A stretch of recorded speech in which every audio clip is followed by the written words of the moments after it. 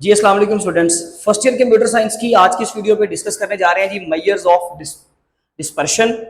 ये बहुत important topic है। एक्चुअली हम लोगों ने यहाँ पर ये पढ़ना होता है और ये हाँ सबसे पहले चीज तो ये आपका लॉन्ग क्वेश्चन कंसिडर होगा।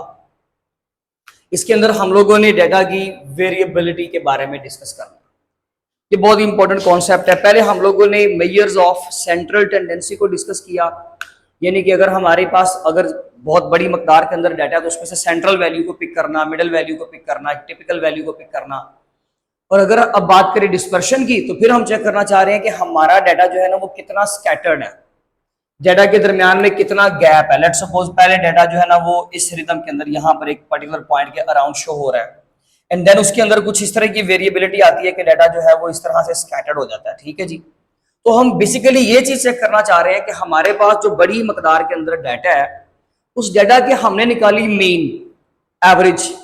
अब हमारा जो डाटा है वो उस एवरेज वैल्यू से कितना दूर है, इस चीज को हम लोगों ने फाइंड करना है। वेरिएबल जो भी हमारा डाटा हुआ है, वेरिएबिलिटी जो उसके अंदर आई है, डाटा वेरिएबिलिटी जो उसके अंदर आई है, वो उसने हमारे डाटा को हमारे मीन वैल्यू से कितना जो है वो उसको दूर कर दिया है। तो वो बेसिकली चीज जो है वो डिस्पर्शन कहलाती है।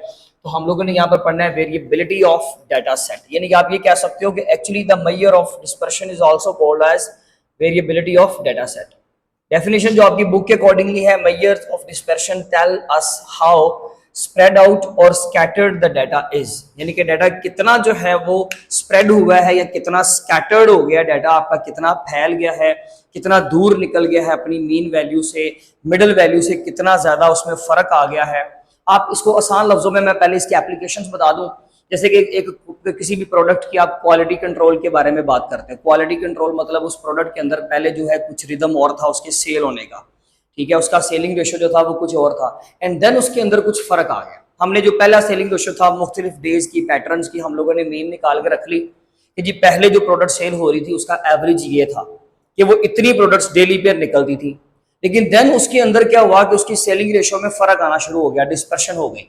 आप ऐसा समझ लीजिए कि पहले डाटा शो हो रहा था 2, 4, 6, 7, 8, 10। आप समझ रहे हो, मैंने यहाँ पे जानबूझ के पैटर्न खराब किया, ठीक है, लेकिन अभी भी आप इसका एवरेज निकालोगे ना तो तकरीबन यहाँ पर कोई सेंटर्ड वैल्यू निकलेगी।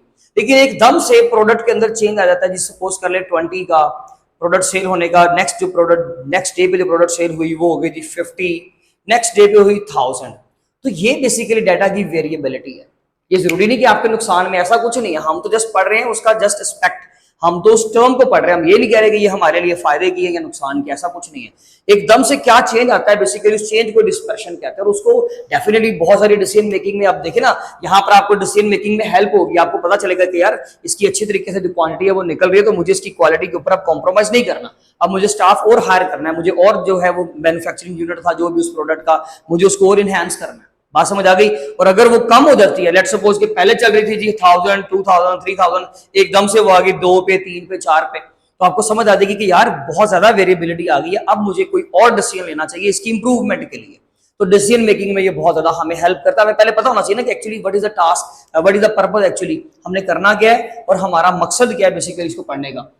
ठीक है जी, डेफिनेशन होगी next 2 common measures of dispersion. अगर शॉर्ट आता है तो ये डेफिनेशन लिखेंगे, साथ में दोनों का नाम लिख दो, फॉर्मूला लिख दे, इनफ है, ठीक है।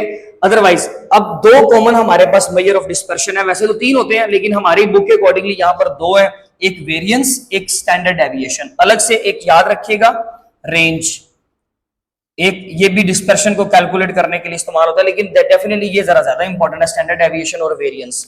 अब पहली बात हम वेरिएंस के बारे में बात करते हैं। दोनों की डेफिनेशन ऑलमोस्ट सेम है, जस्ट थोड़ी सी वर्डिंग चेंज होगी। हाँ, उनके मीनिंग में एक जो फर्क है, जो प्रोमिनेंट जो डिफरेंस है वो मैं आपको बताता हूं। वेरिएंस क्या होता है, मैं आपको एक चीज क्लियर कर दूं, टॉपिक का क्लियर होना बड़ा जरूरी है।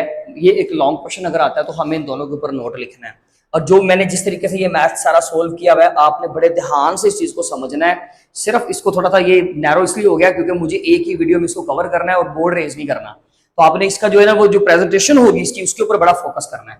अब मेजर ऑफ डिस्पर्शन कैलकुलेट करने के 2 मेथड है, ठीक है। एक मेथड है पहला वेरिएंस, एक मेथड है स्टैंडर्ड डेविएशन। वेरिएंस में क्या होता है, how much numbers differ from the mean, यानी कि जितने भी हमारे पास नंबर थे, जो अब नंबर आ रहे हैं ना वो मीन वैल्यू से कितना दूर है, कितना डिफरेंट है, एक चीज। स्टैंडर्ड डेविएशन क्या होता है, how spread out the numbers are in relation of the mean, same वही मीनिंग है, जो सिनोनिम्स ही लगाया मैंने कि कितना डाटा स्प्रेड हुआ है, स्प्रेड आउट यानी कि दूर निकल गया है आपकी मीन वैल्यू से। तो दोनों की डेफिनेशन ऑलमोस्ट सेम है, फॉर्मूला भी सेम है, तकरीबन सेम है। क्या एक वेरिएंस का फॉर्मूला जी स्क्वायर्ड सिग्मा, इसको भी हम सिग्मा कहते हैं, इसको भी, ये समेशन वाला सिग्मा है, ये दूसरा सिग्मा है। तो ये हमारा स्क्वायर्ड सिग्मा, ये जो भी whatever the name of the sign is, तो ये हमने क्या किया, वेरिएंस के लिए होता है समेशन, ये sigma square is equal to 1/n। n क्या है, टोटल नंबर ऑफ जो भी आपके पास डाटा पड़ा हुआ है उनकी total amount, total number of count कह लें, ठीक है जी। और फिर समेशन करेंगे किस चीज का, एक्स आई, यहां पर आई है, ठीक है, एक्स आई माइनस म्यू, म्यू यहां पर बेसिकली मीन को रिप्रेजेंट कर रहा है। ये किसको रिप्रेजेंट कर रहा है, मीन को। इसका मतलब ये हुआ कि हमें डाटा की सबसे पहले मीन निकालना है। एक्स आई का मतलब है इंडिविजुअल सारा डाटा, जो भी आपका डाटा होगा उस डाटा में से आप मीन को माइनस करोगे और बारी बारी उन तमाम वैल्यूज का स्क्वायर लोगे एंड देन आप उस पूरे जो भी आपके पास लिस्ट निकलेगी उसको ऐड कर दोगे और कितने पे डिवाइड करोगे, जितने आपके पास नंबर होंगे। फॉर्मूला हम मजीद आके वहां पर समझने की कोशिश करते हैं, ठीक है जी। अब इसके और उसके फॉर्मूले में क्या फर्क है, सिर्फ दोनों तरफ स्क्वायर रूट लेना है। इस तरफ से ये स्क्वायर कैंसिल हो जाएगा और इस तरफ इस पूरे के ऊपर अंडर रूट आ जाएगा। ये नहीं काट सकते आप। जब आपके पास और भी कुछ हमारे पास एक्सप्रेशन पड़ा हो तो फिर हम इसको ऊपर जो है वो कैंसिल इसके साथ नहीं कर सकते, ये याद रखिएगा। यहाँ पर हम लोग सिर्फ इसको कैंसिल कर रहे हैं, यहाँ पे इसको नहीं कर सकते, ठीक है जी। तो इसका मतलब है कि अगर हम इसका स्क्वायर रूट ले लें, अगर ये स्क्वायर्ड यूनिट में है तो वेरिएंस है और अगर ये सिंगल यूनिट में है तो स्टैंडर्ड डेविएशन है। स्टैंडर्ड डेविएशन ज्यादा इंटरप्रेटेड आंसर देती है, ज्यादा प्रैक्टिकल आंसर देती है। क्यों? उसकी वजह ये होती है कि बेसिकली ये सेम यूनिट के अंदर बात हो रही है। मैं आपको एग्जांपल दे दूं, ये बहुत इंपॉर्टेंट चीज है और आप सबसे पहले आपने इसी चीज को क्लियर करना है कि यार ये भी हमें वो डिस्पर्शन कैलकुलेट दे रहा है, ये भी कैलकुलेशन दे रहा है, तो हम इसको असल में कर क्यों रहे हैं, दोनों को क्यों कर रहे हैं। देखिए मैंने मुख्तलिफ स्टूडेंट्स की हाइट मेजर की सेंटीमीटर में, ठीक है। अब अगर मैं उसकी मतलब उसमें मैं डिस्पर्शन निकालना चाहता हूं, नंबर ऑफ लिस्ट है, बहुत बड़ी लिस्ट है सपोज कर लें, ठीक है जी। तो जब मैं वेरिएंस के अकॉर्डिंगली उसका डिस्पर्शन निकालूंगा ना तो एंड पे जो आंसर आएगा ना वो पता है किस में आएगा, सेंटीमीटर स्क्वायर में। लेकिन जब मैं स्टैंडर्ड डेविएशन का आंसर निकालूंगा उन तमाम बच्चों की हाइट्स का जो भी डिस्पर्शन निकला है, जो भी स्कैटर्ड डाटा निकला है, उसका आंसर आएगा सेंटीमीटर के यूनिट्स में। यूनिट भी तो आपने कंसिडर करना है ना, तो ज्यादा बेहतर कौन सा है भाई, सेम यूनिट की बात करो ना, सेंटीमीटर में हाइट मेजर की है तो जब आंसर दोगे डिस्पर्शन का वो भी तो सेंटीमीटर में दो ना, कि भाई इतना डाटा जो है ना वो स्कैटर्ड है। डिस्पर्शन की एक वैल्यू होती है ना, लास्ट पे जब हम इस फॉर्मूला कैलकुलेट करेंगे, ये कैलकुलेट करेंगे, आंसर निकलेगा तो हम बोलेंगे कि यार सेम यूनिट में आंसर निकला है। यहाँ पर आंसर सेम यूनिट में नहीं निकल रहा, सेंटीमीटर स्क्वायर में आ रहा है। स्क्वायर मोस्टली एरिया वगैरह में इस्तेमाल होता है, ये हाइट वगैरह में सेंटीमीटर स्क्वायर क्यों, ठीक है हम उसको बाद में चेंज कर लेंगे, बट एक्चुअली फिलहाल के लिए तो उसने प्रॉब्लम क्रिएट कर दी ना। लेकिन ये होता है कि मैथ के अंदर मैथमेटिकली इस चीज को ज्यादा कंसिडर किया जाता है स्क्वायर रूट, क्योंकि हम कॉम्प्लेक्स कैलकुलेशन की तरफ नहीं जाते तो हम लोग सिंपली यहाँ पे स्क्वायर लगा लेते हैं। तो मैथ्स में मैथमेटिकल स्टेप्स के अंदर ये ज्यादा हमें हेल्प करता है, इसलिए हम इसको इस्तेमाल करते हैं। तो ये दो डिफरेंट चीजें हैं, एस्पेक्ट हैं, बाकी इनका जो लॉजिकल मीनिंग है वो सारा सेम है, काम भी सेम। होप्स हो कि ये क्लियर हो गया होगा, कोई क्वेश्चन हो तो लाजमी पूछ लीजिएगा, ठीक है जी। अब हम चलते हैं यहाँ पे, अब इसकी प्रेजेंटेशन जरा समझिएगा। उन्होंने हमें एग्जांपल दिया पहले वेरिएंस के अकॉर्डिंगली, उन्होंने कहा हमारे पास ना दो क्लासेस हैं, यानी कि डाटा पड़ा हुआ। क्लास ए में कुछ डाटा है 50, 52, 55, 57, 60, आप सब इसमें यूनिट मेंशन नहीं, आपकी मर्जी, इसको सेकंड्स कंसीडर कर लो, लेंथ कंसीडर कर लो, मैथ्स कंसीडर कर लो, व्हाटएवर आप जो भी इसको कंसीडर करना चाहें। लेकिन हमारे पास कुछ डाटा पड़ा हुआ है, क्लास बी में भी हमारे पास कुछ डाटा पड़ा हुआ है। वो कहता है आप ये चेक करें कि इसमें ज्यादा वेरिएंस और ज्यादा स्टैंडर्ड डेविएशन यानी कि जो डिस्पर्शन है वो ज्यादा किसके अंदर है। डिस्पर्शन ज्यादा होने का मतलब पता है क्या है, अगर डिस्पर्शन आपकी हायर होगी, उसकी जो वैल्यू निकलेगी ना वो इस फॉर्मूले से निकालें या इस फॉर्मूले से निकालें, वो जितनी ज्यादा वैल्यू आपकी हायर होगी आपका डाटा उतना ज्यादा स्कैटर्ड होगा। क्या होगा? स्कैटर्ड। तो इसका मतलब ये हुआ कि वो जो वैल्यू डिस्पर्शन वैल्यू हमने निकालनी है ना, वो जो हमारा आंसर निकलेगा, मैंने डिफरेंट वर्ड्स यूज कर लिए हैं, that is directly proportional to the scatteredness of data. बात समझ आ गई? अगर वो वैल्यू कम होगी, ज्यादा बड़ा फिगर नहीं है, तो समझ लीजिए कि वहां पे डाटा ज्यादा स्कैटर्ड नहीं हुआ। यानी कि जब हम इन दोनों का आंसर निकालेंगे, कॉन्सेप्ट इज इंपॉर्टेंट, जब हमने यहाँ पे इसका आंसर निकालना है, अगर फिगर बहुत बड़ा निकलता है तो उसका मतलब है डाटा बहुत ज्यादा वेरी कर गया, ठीक है जी, वेरिएंट ज्यादा आ गया, चेंज ज्यादा आ गया। और अगर आंसर छोटा आता है तो समझ लीजिए इसका या उसका, अगर आंसर छोटा आता है तो समझ लीजिएगा कि क्या हुआ है, हमने एक वक्त में एक ही इस्तेमाल करना है। तो अगर एक आंसर जब हमारा छोटा आएगा तो समझेंगे कि यार ज्यादा वेरिएंस नहीं है, यानी कि ज्यादा चेंज नहीं आया, थोड़ा बहुत माइनर चेंज आया जरूर है लेकिन थोड़ा आया। तो बेसिकली हम इसीलिए स्टैंडर्ड डेविएशन या ये दोनों फाइंड करके देख लेते हैं फोरेंसिक के डाटा के अंदर कितना चेंज आ रहा है। स्टैटिस्टिकल जितने भी लोग होते हैं स्टैट्स के, वो यही काम करते हैं स्टैटिस्टिकल एनालिसिस के अंदर। ठीक है जी, अब ये हमारे पास 2 एग्जांपल है, मैंने एक सोल्व की है, दूसरी उन्होंने आपकी बुक पे की हुई है टेबल बनाकर, लेकिन मैंने एक की है क्योंकि हमारे पास जगह कम थी। आप उसको खुद ही जो है वो उसको सोल्व कर लीजिएगा, वो मैंने यहाँ पे उसके बारे में गाइड कर दिया है, हम बात कर लेते हैं। ले जी, क्लास A का डाटा है। सबसे पहले हम वेरिएंस कैलकुलेट करते हैं। स्टेप नंबर 1 है, 3 स्टेप होंगे हमारे पास। पहले स्टेप पे क्या करना है, कंप्यूट द मीन। पहले तो ये मीन निकालो ना, ये वाली, ठीक है, आपको चाहिए होगी। तो मीन कैसे निकलती है, सारे डाटा को जमा करो और जितनी ये वैल्यूज उतने पे डिवाइड कर दो, 5 पे तकसीम किया, ये 54.8 इसका आंसर निकला है। आप समझते हो इस चीज को, ठीक है जी। उसके बाद स्टेप नंबर 2 ये हमारा निकला। स्टेप नंबर 2 पे क्या करेंगे, स्टेप नंबर 2 पे ना ये करोगे, ये पूरा टेबल निकालो, ये सारा निकालो, ये सारा हिस्सा। तो हम उसके लिए क्या करेंगे, xi का टेबल बना लो, यानी कि सारी वैल्यूज 50, 52, 55, 57 एंड 60, ये सारा मेरा xi है। इंडिविजुअल हर आइटम के लिए हम xi का जो है वो लेटर यूज करते हैं। नेक्स्ट, अब हमने क्या करना है, xi में से हर बार एक वैल्यू में से मीन को माइनस करना है। 50 में से मीन को माइनस, 52 में से मीन को माइनस, 55 में से मीन को माइनस, 57 में से मीन को माइनस, 60 में से मीन को माइनस, और जो भी उनके आंसर आगे निकल आए। सर आंसर तो माइनस में आ गया, भाई कोई इशू नहीं है। इशू इसलिए नहीं क्योंकि हमने स्क्वायर लेना है, तो ऑटोमेटिकली वो नेगेटिव का साइन आपका पॉजिटिव में कन्वर्ट हो जाएगा। अब आप उसका ले लो स्क्वायर x माइनस, क्योंकि आपको एक्चुअली क्या चाहिए, स्क्वायर चाहिए। ले जी, मैंने उसका स्क्वायर कैलकुलेट किया, 20, ये -4.8 का आंसर ये आ गया, -2.8 का ये, 0.2 का ये, 2.2 का ये, 5.2 का ये। बुक में 0.2 का स्क्वायर लिखा हुआ है 0.04। बात इशू कोई नहीं, आप यहाँ पे 0 मेंशन कर सकते हो, आपको पता है आप मैथ्स के स्टूडेंट हो। हमारा इस पूरे का समेशन निकालना जरूरी है। वो क्यों, इसका समेशन निकलेगा 62.8। आप तमाम वैल्यूज को ऐड करके कैलकुलेटर पे देख लो। वो क्यों, क्योंकि हमने यहाँ पर ये लिखा हुआ है ये समेशन, हमें समेशन लेना है। सर यहाँ पर n का मतलब क्या, t का मतलब क्या, देखिए इसको नीचे से पढ़ेंगे। t = 1 का मतलब है कि जब हम लोगों ने समेशन करनी है ना, जमा करना है, तो पहली वैल्यू से स्टार्ट करेंगे, फर्स्ट अमाउंट से। t2 का मतलब होगा दूसरी अमाउंट से, t3 का मतलब होगा तीसरी अमाउंट से।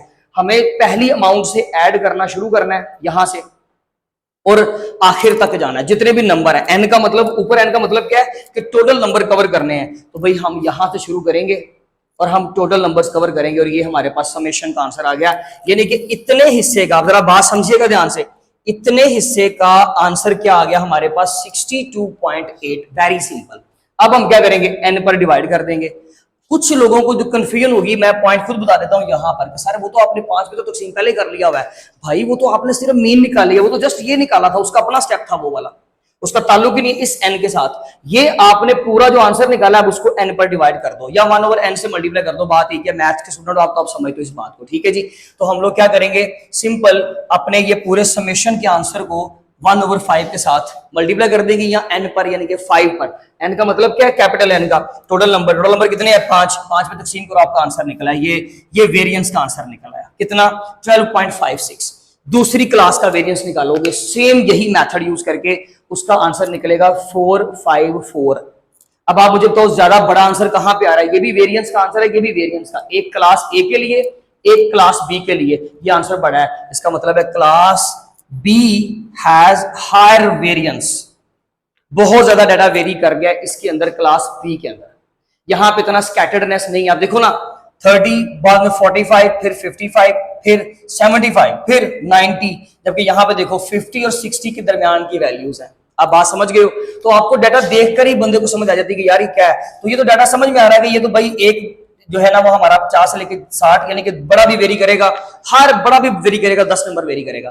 लेकिन यहाँ पे क्या हो रहा है, आपके 30 के बाद 45, सीधा ही 15 नंबर का गैप, 10 नंबर का गैप, फिर 20 नंबर का गैप, और फिर 15 नंबर का गैप। तो 20 नंबर का 15 नंबर का वेरिएंट आ रहा है। बात समझ आ गई।